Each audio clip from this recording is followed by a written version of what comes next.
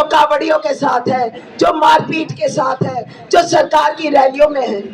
CGI ने जो रातों रात, जिसका भी ये आइडिया था कि वो ये अकाउंट बनाए और शुरू करे, उसने हमें बात रखने का मौका दिया और पहली बार इस यूथ की संख्या हमने देखी जो अपने लड़ाई से जुड़ना चाहता है। तो ये बहुत सुंदर समय है देश के लिए, क्योंकि युवा अपने लिए खड़ा हो रहा है। देश में आज दो फाड़ बन गया है, वो साथी जो कॉन्स्टिट्यूशन संविधान के साथ हैं और वो जो अपने मुनाफाखोरी के लिए संविधान के खिलाफ खड़े हैं। और दुख की बात यह है कि सरकार की जितनी नीतियां, चाहे वो शिक्षा से रिलेटेड हो, चाहे वो लेबर कोड हो, चाहे वो किसान के रूल्स हो, जितने भी रूल्स आए वो एंटी पीपल और एंटी संविधान है।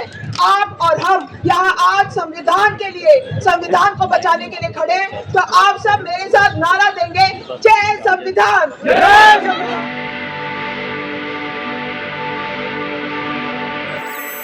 सब टीचर्स और स्टूडेंट्स की ओर से आप सबको जय भीम, इंकलाब जिंदाबाद। साथियों, मोदी शाह के नाम का अगर आप एक निज़म, देश में आज दो फाड़ बन गया है। वो साथी जो कॉन्स्टिट्यूशन संविधान के साथ हैं और वो जो अपने मुनाफाखोरी के लिए संविधान के खिलाफ खड़े हैं। और दुख की बात यह है कि सरकार की जितनी नीतियां, चाहे वो शिक्षा से रिलेटेड हो, चाहे वो लेबर कोड हो, चाहे वो किसान के रूल्स हो, जितने भी रूल्स आए वो एंटी पीपल और एंटी संविधान है। आप और हम यहाँ आज संविधान के लिए, संविधान को बचाने के लिए खड़े। तो आप सब मेरे साथ नारा देंगे, जय संविधान, जय संविधान, जय संविधान, जय संविधान, जय संविधान, जय संविधान। और हमारे संविधान ने ये तय किया था कि एजुकेशन जो है एक पब्लिक गुड होगा, सरकारें इसमें निवेश करेंगी, क्योंकि लाइवलीहुड और डिग्निटी से जुड़ा हुआ मसला है एजुकेशन। ये एक इंडिविजुअल के लिए इम्पोर्टेंट है, लेकिन देश के लिए भी जरूरी है, क्योंकि वो हाशिए पे खड़े हुए लोगों को बीच में लाता है, मेन स्ट्रीम से जोड़ता है, और ये डेमोक्रेसी के लिए बहुत जरूरी है। लेकिन हम ये देखते हैं कि जो नेशनल एजुकेशन पॉलिसी आई वो बिल्कुल इस संविधान की धज्जियां उड़ाते हुए आई। अभी यहाँ से बहुत सारी करप्शन की बात की गई, तो पॉलिसी ही करप्ट हो। अगर पॉलिसी ऐसी हो जो कमर्शियलाइजेशन को थीम समझती हो, तो आप इसको पॉलिसी का दोष देंगे या सिर्फ उसको करप्शन की तरह देखेंगे? ये इस बड़ा सवाल है, इसके ऊपर सोचना चाहिए।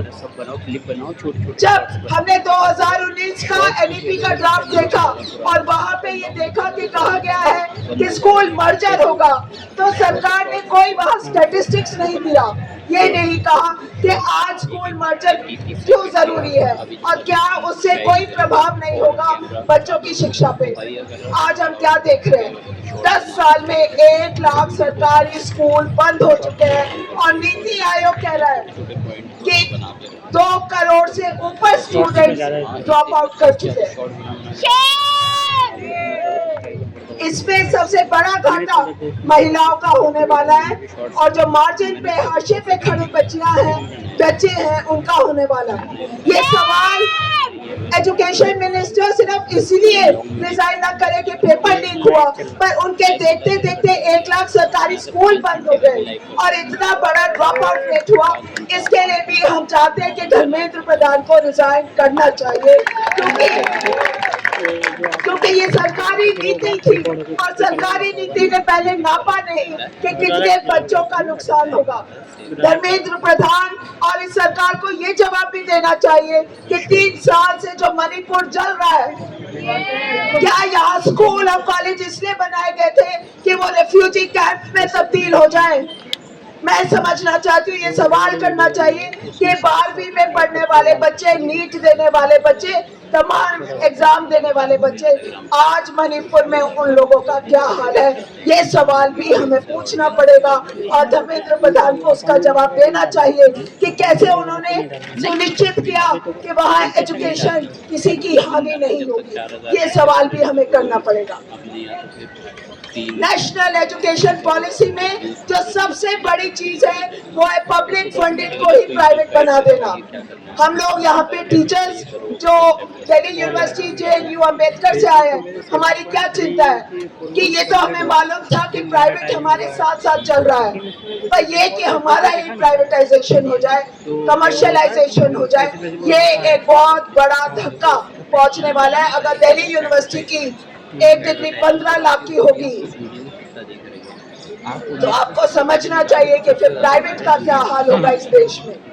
लेकिन एक सवाल और, तो जो इंफ्रास्ट्रक्चर है उसके लिए हिफा लोन हो गया, सारा ऑनलाइन करंट होना जा रहा है कि आप क्लासेस आइए मत, ऑनलाइन पढ़ लीजिए, इसी तरीके से अपनी एक डिग्री बना लीजिए।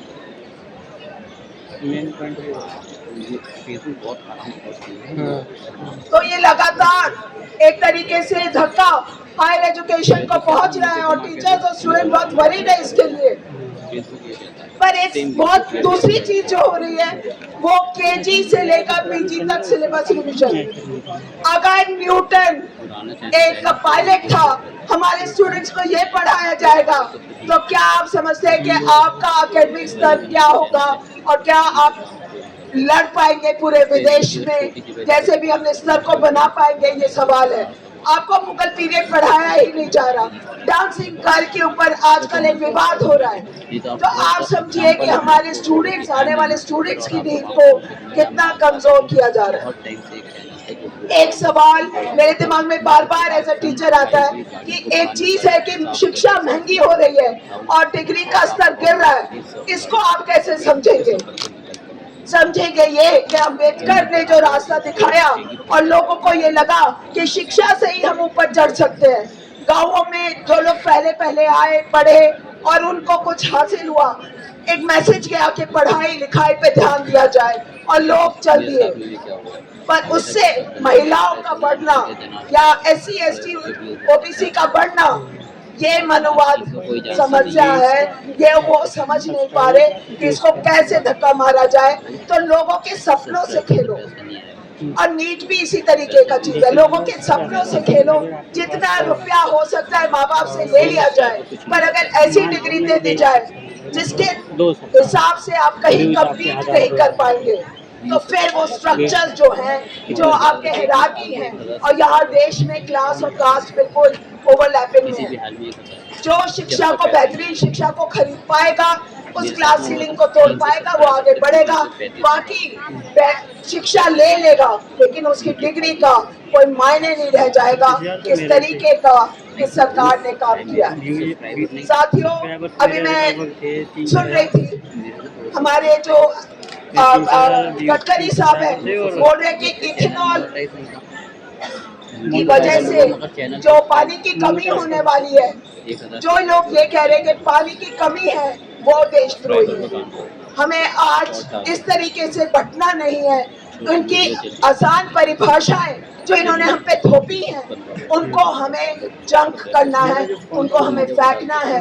देशद्रोही तो वो हैं जो अरावली को खत्म कर रहे हैं, देशद्रोही तो वो हैं जो निकोबार आइलैंड को बेच दिए हैं, देशद्रोही तो वो हैं जो पानी खत्म हो रहा है इस सूचना पे भी लोगों को देशद्रोही बता रहे हैं। तो ये सस्ती देशद्रोही की भाषा हमें बिल्कुल जंग कर देती है। एक और चीज मैं एज अ टीचर वरीड होती हूँ, क्योंकि हम ये समझते हैं कि शिक्षा जो है वो क्लासरूम में भी होती है और बाहर भी। तो आज जो समाज में एक टॉक्सिक एनवायरनमेंट बनाया जा रहा है, उसके प्रति भी हमें एक तरीके से जागरूक रहना पड़ेगा और उसको दोबारा से उसके ऊपर भी सवाल उठाना होगा। जो लोग मणिपुर में एक लड़की को नग्न करके घूमते हैं, आप एक पूरी यूथ को क्रिमिनल बना रहे हैं, आप लिंचिंग कर रहे हैं, धर्म के नाम पे आप पूरे यूथ को क्रिमिनल बना रहे हैं। और उस तरीके से हमें ये देखना होगा कि आज देश का माहौल जिसमें शिक्षा हो रही है वो कैसा है। रेपिस्ट को आप गार्डलाइन कर रहे है ना, आप तो डांसिंग गर्ल को कवर करना चाहते हैं, लेकिन रेपिस्ट को आप जो है गार्डलाइन कर रहे हैं। इस तरीके का देश आपने बनाया है। पिछले 10 साल में हमारा देश इस तरीके से गया। साथियों, ये जो बहुत बेहतर हुआ नीट एग्जाम का, मैं बोल दूं कि ये 100 बीमार एक अनार की बात है। 23 लाख बच्चा नीट एग्जाम देता है, जिसमें से सिर्फ 1,60,000 सीटें हैं। लगभग 50% सरकारी और बाकी सारी प्राइवेट, जिसमें स्टूडेंट के 2 करोड़ रुपया खर्च होता है। अब नीट लीग में 21 जाने गई, लखनऊ की आग में, कोचिंग में और कुछ जाने गई। ये सारे एक सिस्टम की जान लेने का तरीका है। जब आपको मिलना ही नहीं तो आपको नंबर ऑफ कॉलेजेस बढ़ाने थे, आपको नंबर ऑफ सीट्स बढ़ानी थी, वो काम सरकारों ने नहीं किया। और ये जो 2 करोड़ में डॉक्टर बनेगा वो कैसा होगा? मैं कैंपेन के दौरान मौलाना आजाद मेडिकल कॉलेज में गई। वहाँ पे एक डॉक्टर ने कहा कि एक मरीज आया और उसने कहा कि मैंने दोनों घुटने चेंज करवा लिए लेकिन मुझे आराम नहीं आया। तो उसने कहा कि लाओ पूरी रिपोर्ट लेकर आओ। तो देखा कि स्पाइन का प्रॉब्लम है और घुटने रिप्लेस हो रहा है। तो ये जो कमर्शियलाइजेशन चल रहा है उसका इम्पैक्ट कई गुना कई जगह होगा। मैं ये समझती हूँ और तमाम एजुकेटर समझते हैं कि आपका सेंट्रलाइज्ड एग्जामिनेशन होने ही नहीं चाहिए। अगर आपका बाहर की विदेशी जो यूनिवर्सिटीज है आपके LORs के बेस पे, आपके क्रेडिट्स के बेस पे आपका एडमिशन करती है तो हमारी यूनिवर्सिटीज क्यों नहीं? आप एक नॉर्मलाइजेशन कर सकते हैं स्टेट बोर्ड्स का, आप एक नॉर्मलाइजेशन कर सकते हैं यूनिवर्सिटी रिजल्ट का, और आपका नया एडमिशन उसी के बेसिस पे होना चाहिए। तो ये हमें पॉलिसी के तौर पे देखना होगा और नीट जैसे सेंट्रलाइज्ड एग्जाम्स के खिलाफ एक मुहिम उठानी होगी। SUET जैसे एग्जाम के खिलाफ हमें मुहिम उठानी पड़ेगी। साथियों,